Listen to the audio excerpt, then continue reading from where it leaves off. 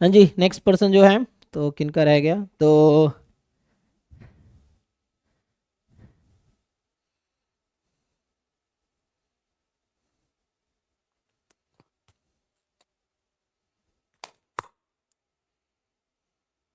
हाँ जी शिवम बताइए। ये पहले वाले में तो भाई एक इनइक्वालिटी है, वो यूज़ करना पड़ेगा तुम्हें।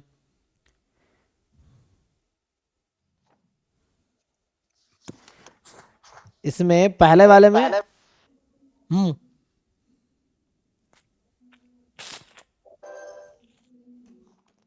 चलो मैं 39 बता देता हूँ पहले। 39 क्या कह रहा है कि x1 x2 xn be a random sample from uniform theta zero. तो x1 x2 xn है यूनिफॉर्म थीटा कॉमा जीरो, इसका मतलब थीटा नेगेटिव होगा क्योंकि इंटरवल थीटा से जीरो में है।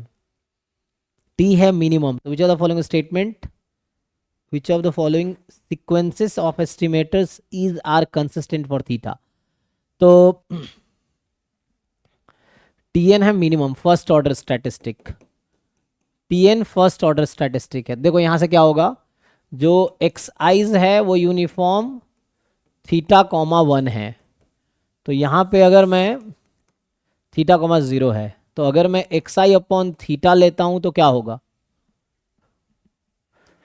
एक्स आई की वैल्यू थीटा से जीरो में है, तो एक्स आई अपॉन थीटा वन से जीरो में होगी क्योंकि थीटा नेगेटिव है। लेकिन नेगेटिव से मल्टीप्लाई करेंगे तो इनइक्वालिटी चेंज होगी, थीटा तो नेगेटिव है ना, तो जीरो से वन हो जाएगी। ठीक है, तो ये यूनिफॉर्म जीरो वन हो जाएगी।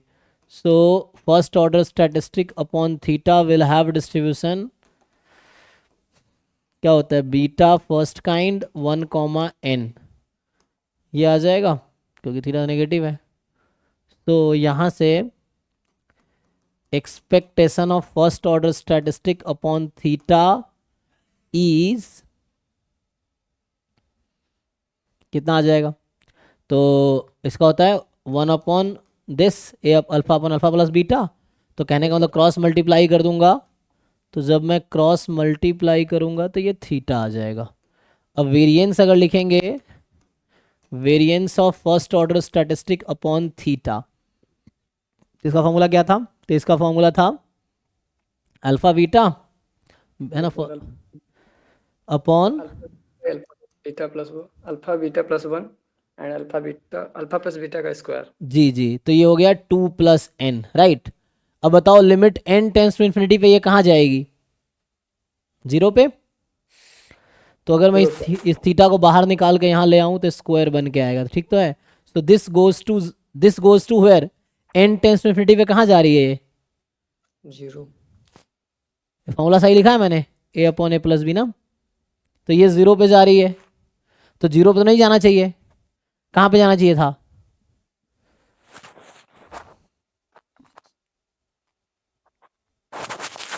कंसिस्टेंस के लिए सर, कंसिस्टेंसी के लिए वो जीरो पे जाता है, टेंस टू इन्फिनिटी पे। तो इसका मतलब ये हुआ कि ये तो कन्वर्ज नहीं कर रही है ना। अच्छा व्हाट अबाउट बोल रहा है टी एन प्लस वन, अगर टी एन प्लस वन लेता हूँ तो क्या होगा, तो कहाँ जाएगा, तो वन पे चला जाएगा। नहीं नहीं, तो यहाँ पे कहीं मिस्टेक हुआ है, कहाँ मिस्टेक हुआ है, पहले तो ये नेगेटिव नंबर था, मैंने नेगेटिव से डिवाइड कर दिया,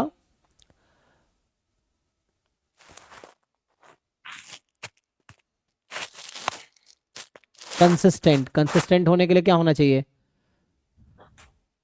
अच्छा इसका एमएलई कितना आएगा, छोड़ो इससे बताओ एमएलई कितना आएगा, इससे अगर नहीं आ रहा तो एमएलई से देखते हैं। What is the MLE in this distribution. First order.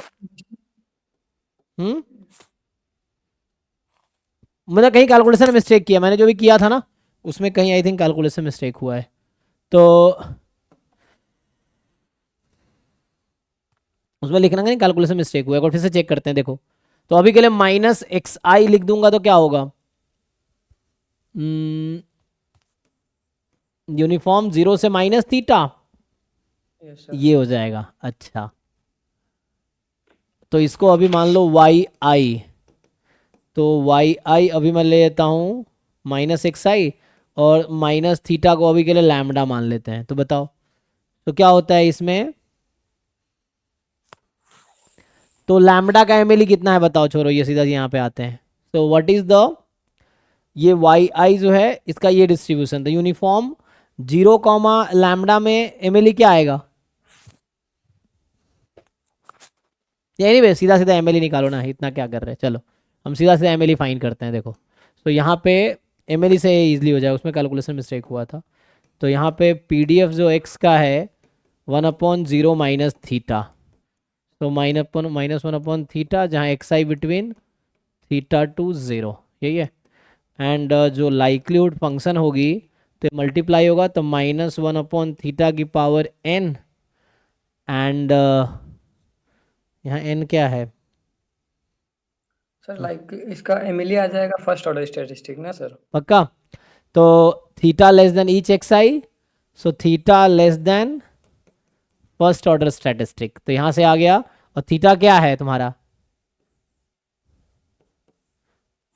Theta negative था ना खुद ही।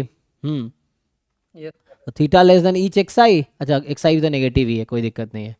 सो theta less than each x i हो गया। अब बताओ लाइक्लीहुड फंक्शन के बारे में क्या कह सकते हो तुम, एमएलई तब होगा ना जब तुम ऐसा बोल पाओगे ये लाइक्लीहुड फंक्शन तुम्हारा है, तो थीटा का रेंज है -∞ से फर्स्ट ऑर्डर स्टैटिस्टिक, ठीक है। चलो इक्वलिटी लगा लेते हैं। तो अभी बताओ क्या likelihood function L dash theta यहाँ से क्या आएगा,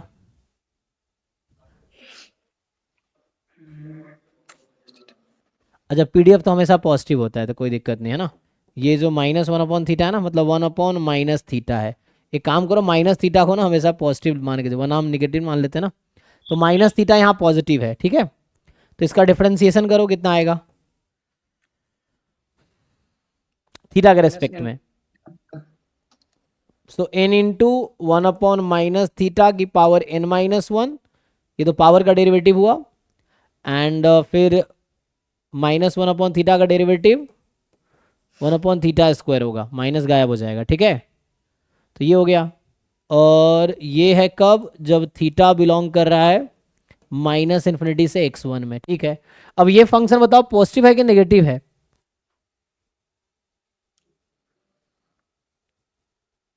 ये फंक्शन पॉजिटिव है कि नेगेटिव है, थीटा नेगेटिव है तो माइनस थीटा पॉजिटिव है, तो ये पूरा पॉजिटिव है, मतलब लाइक्लीहुड फंक्शन इंक्रीजिंग फंक्शन है। इंक्रीजिंग फंक्शन कहाँ पे मैक्सिमम होगी, लार्जेस्ट वैल्यू पे, तो ठीक है जो तुम बता रहे थे सही है, उसमें वेरीफाई कर लिया जस्ट।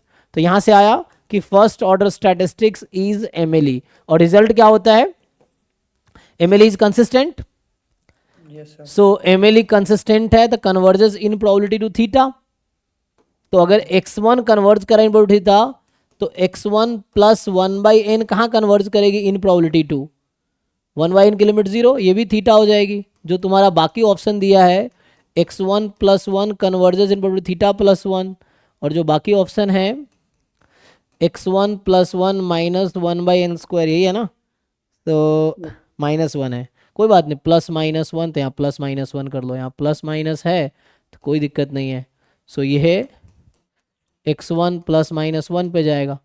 तो ये दोनों ऑप्शन करेक्ट है ना, ये इसका कंसिस्टेंट एस्टिमेटर है। सो ठीक है, अब बताओ डाउट क्या है, ठीक है ना। अब यस सर हो गया। समझ में आ गया। सो एमएलई इज कंसिस्टेंट, तो उससे आ जाएगा। और जो भी आगे सीक्वेंस दिया सीधा सीधा n टेंस टू इन्फिनिटी पे लिमिट लगा लीजिए, तो उससे आ जाएगा, ठीक है।